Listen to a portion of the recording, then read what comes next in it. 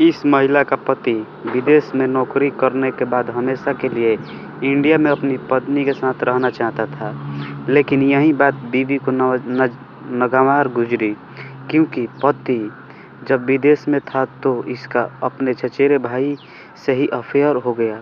अब दोनों ने मिलकर पहले महिला के पति की हत्या कर दी और फिर इसे दवाई के रिएक्शन से मौत होने का दावा कर दिया। हालांकि शक की वजह से पुलिस ने जांच की तो मर्डर का खुलासा हुआ। अब पुलिस ने मरने वाले शख्स की पत्नी और उसके प्रेमी को गिरफ्तार कर लिया है। मर्डर का ये अजीब मामला उत्तराखंड के ऊधम सिंह नगर जिले के बाजपुर का है। यहाँ 4 अगस्त की रात में अचानक अहमद हसन नामक शख्स की घर में ही मौत हो गई थी। अहमद हसन की पत्नी भी उस समय कमरे में थी। पत्नी का नाम रुबीना है।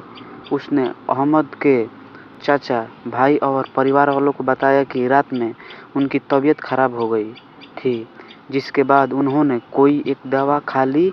उस दवा खाने के बाद ही उनकी तबीयत और बिगड़ने लगी और फिर मौत हो गई। उसे समझ में नहीं आया कि आखिर क्या करें। ये सब कुछ इतना कम समय में हुआ, वो कुछ कर न पाई। अब इन बातों पर अहमद हसन के चचेरे भाई को कुछ शक हुआ। इसके बाद पुलिस में शिकायत की और पोस्टमार्टम कराने की मांग की।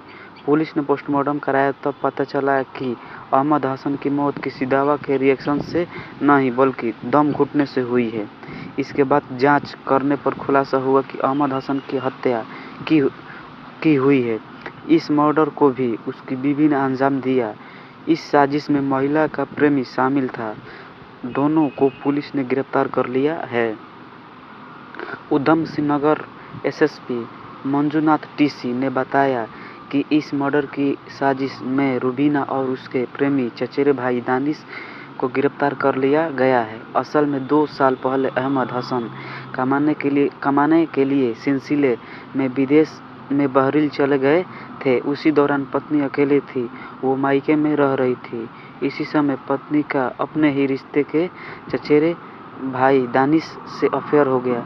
इन्हें लगता था कि अहमद हसन अगर विदेश ले लौट आया तो दोबारा चले जाएंगे, लेकिन 8 महीने पहले अब अहमद हसन इंडिया लौटे तो फिर विदेश जाने से इनकार कर दिया। इसके बाद पत्नी के मायके में ही एक घर बनवाया और फिर मेडिकल स्टोर भी खोल लिया। अब वो यहीं रहना चाहते थे।